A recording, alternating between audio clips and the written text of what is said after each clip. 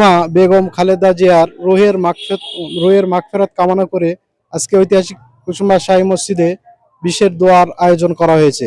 সকলে তারপর দোয়া করছে আল্লাহ রাব্বুল আলামিন যেন বাংলাদেশের সেবা করায়। দেশপ্রেম হচ্ছে ইমানের অঙ্গ, সেই দেশপ্রেমকে তিনি সাথে নিয়ে যেন জান্নাতে স্থান করে নিতে পারেন এবং আল্লাহ রাব্বুল আলামিন যেন তাকে জান্নাতের সুউচ্চ মাকাম দান করেন। 23শে নভেম্বর থেকে দীর্ঘ 1 মাস 7 দিনের গুরুতর অসুস্থ নিয়ে রাজধানীর এভারকেয়ার হাসপাতালে ভর্তি ছিলেন পরপর 3 বারের সাবেক সফল প্রধানমন্ত্রী বেগম খালেদা জিয়া।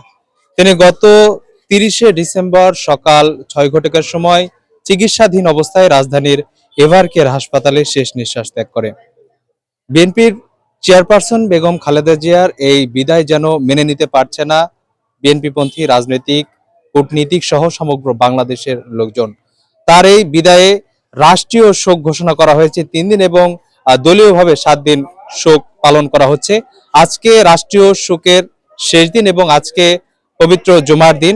আজকে এই জুমার দিনে বাংলাদেশের প্রত্যেকটি মসজিদে, মন্দিরে, প্যাগোডা এবং গির্জায় তার জন্য বিশেষ দোয়া খায়েরের আয়োজন করা হয়েছে। এই মুহূর্তে অবস্থান করছি নওগাঁ জেলার মান্দা উপজেলার 500 বছরের ঐতিহাসিক কুসুম্বা শাহী মসজিদে। এখানে পবিত্র জুমার নামাজ শেষে প্রধানমন্ত্রী বেগম খালেদা জিয়ার রুহের মাগফিরাত কামনায় বিশেষ দোয়ার আয়োজন করা হচ্ছে। তো এই ছিল সর্বশেষ। শাফিল ইসলাম রকি, নয়া দিগন্ত, নওগাঁ।